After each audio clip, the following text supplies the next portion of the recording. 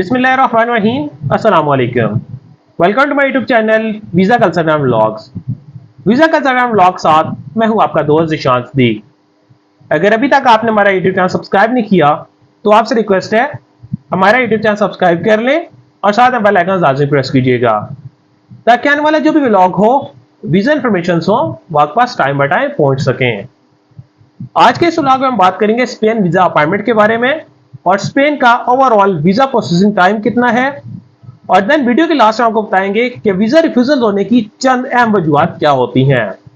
तो आज के इस व्लॉग में सारी चीज़ आपके साथ शेयर करेंगे, तो इस वीडियो का एंड तक देखिएगा ताकि सारी चीज़ आपको इस वीडियो से मिल सकें। फर्स्ट स्टेप में हम बात करते हैं स्पेन वीज़ा अपॉइंटमेंट के बारे में। स्पेन वीज़ा अपॉइंटमेंट का प्रोसेस चेंज होने के बाद उसका काफ़ी लेंथी प्रोसेस हो चुका है कि आप अपॉइंटमेंट बुक कर सकें। पहले एक शॉर्ट सा प्रोसेस होता था, आप डिटेल्स फिल आउट करके डेट्स अवेलेबल जो होती थी आप उसके बाद अपनी अपॉइंटमेंट बुक कर सकते थे। तो इसमें ये होता था बहुत सारे लोगों को फेक अपॉइंटमेंट्स भी लोगों ने दी हैं, तो उसके बाद इसका प्रॉपर प्रोसेस टोटल चेंज हो चुका है। अब स्पेन की जो अपॉइंटमेंट्स हैं प्रॉपर आपको ऑनलाइन बहुत एक लेंथी सा फॉर्म होता है जो आपको फिल आउट करना पड़ता है। आपको बहुत टाइम तक सिक्योरिटी के जो होते हैं आपको कैप्चा कोड आते हैं वो आपको एंटर करने पड़ते हैं। देन इसके बाद आपकी डिटेल्स फिल आउट होने के बाद आपकी पिक्चर ली जाती है, आपकी फीस पेड होती है, तो तब आपकी अपॉइंटमेंट बुक हो सकती है। अपॉइंटमेंट बुक करने के लिए फर्स्ट ऑफ ऑल आपको BLS पे जाके अपना अकाउंट क्रिएट करना पड़ता है।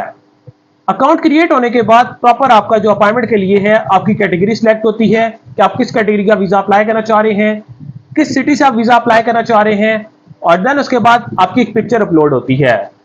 और इसके बाद अगर डेट्स अवेलेबल होती हैं तो आपको अपनी सारी डिटेल्स फिल आउट करनी पड़ती हैं, जिसमें आपकी पासपोर्ट की सारी डिटेल्स आ जाती हैं, आपकी आइडेंटिटी डिटेल्स आती हैं, आपके सोर्स ऑफ इनकम डिटेल्स आती हैं कि आप जॉब कर रहे हैं या बिजनेस कर रहे हैं, तो आपको डिटेल्स सारी ऐड करनी पड़ती हैं।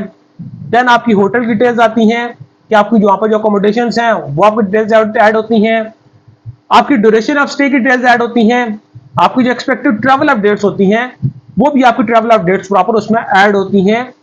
और इसके बाद जो लास्ट में आता है कि आपकी एक पिक्चर ली जाती है।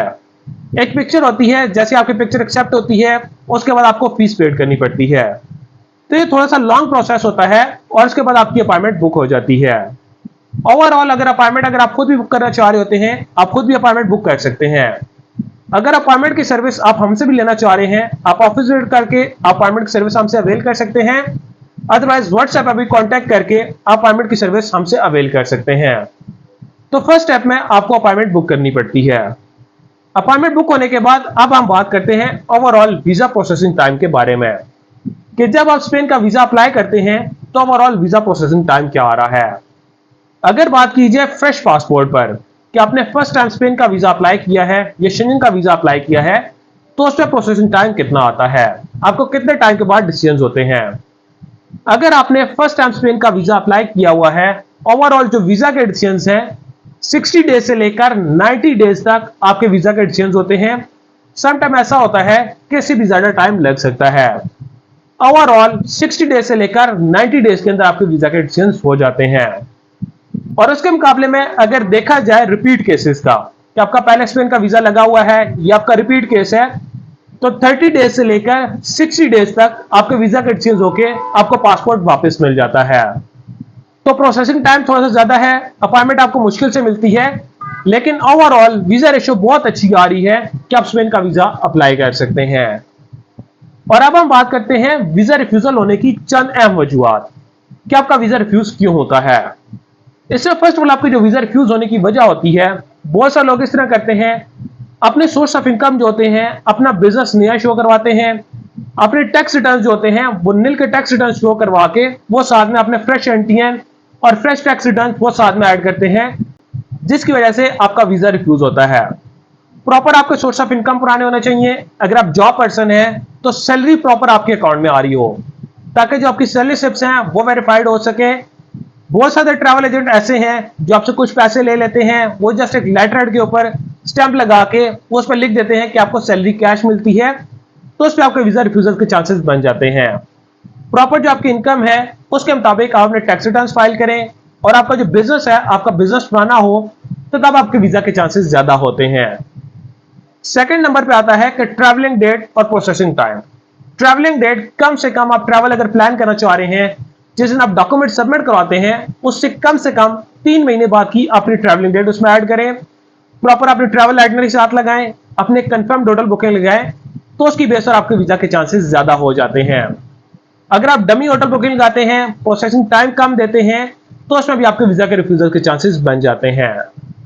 और थर्ड नंबर पर जो बहुत ज्यादा कॉमन मिस्टेक लोग करते हैं तो उसकी वजह से उनका वीजा रिफ्यूज होता है, वो उनकी बैंक स्टेटमेंट होती है।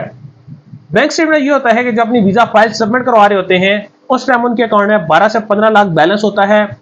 जब वो फाइल सबमिट करवाते हैं देन उसके बाद हफ्ते या 2 हफ्ते के बाद उस बैलेंस को बहुत ही कम कर देते हैं या जीरो कर देते हैं, और उनकी स्टेटमेंट जो होती है फंड्स प्रॉपर पहले शो हो रहे होते हैं, लेकिन बाद में ये होता है उस वक्त बैलेंस निकाल लेते हैं, तो उसकी बेस पर भी उनके वीजा रिफ्यूज हो जाते हैं। प्रॉपर जिस तरीके से आपकी स्टेटमेंट मेंटेन होती आ रही है आप उसी तरीके से आपकी स्टेटमेंट को मेंटेन रखें, बैलेंस को मेंटेन रखें, तो उसकी बेस पर आपके वीजा के चांसेस अच्छे होते हैं। और देन उसके बाद आपको फैमिली जो टाइज होते हैं, आपकी जो वीजा रिक्वेस्ट लेटर आप टाइप करते हैं, आपकी जो प्रोफाइल होती है उस सारी प्रोफाइल को आप वीजा रिक्वेस्ट लेटर में जो टाइप करते हैं आपने सारा उसको डिस्क्राइब करना होता है कि आप स्पेन क्यों जाना चाह रहे हैं, आपका वापस पाकिस्तान आने के क्या रीजंस हैं, आपकी family ties, source of income के टाइज होते हैं। प्रॉपर आपको जो वीजा कवर लेटर होता है, आपको वीजा कवर लेटर अच्छा सा रेडी करना पड़ता है। बहुत सारे लोग इसमें एक शॉर्ट सा वीजा रिक्वेस्ट लेटर टाइप कर देते हैं, अपने डिटेल्स फिल आउट करते हैं, source of income details fill out करके और रिक्वेस्ट टाइप कर देते हैं कि हमें वीजा ग्रांट किया जाए। प्रॉपर जो आपकी प्रोफाइल होती है उस प्रोफाइल को आपने वीजा रिक्वेस्ट लेटर के अंदर टाइप करना होता है, डिस्क्राइब करना होता है। तो ये 4 कॉमन मिस्टेक्स होती हैं जिसकी बेस पर आपका स्पेन का वीजा रिफ्यूज हो जाता है। अगर आप स्पेन या किसी भी कंट्री का वीजा अप्लाई करना चाह रहे हैं या आपको मैसेज चाहिए तो स्क्रीन पर दिए कॉन्टैक्ट नंबर पर आप हमारे साथ रब्ता कर सकते हैं, अदरवाइज आप हमारा विजिट कर सकते हैं। Kamal express and holdings private limited, Islamabad D Chowk का हमारा ऑफिस है, तो आप हमारा विजिट कर सकते हैं ताकि हम आपको ट्रैवल से रिलेटेड बेस्ट सर्विसेज प्रोवाइड कर सकें। Thank you so much.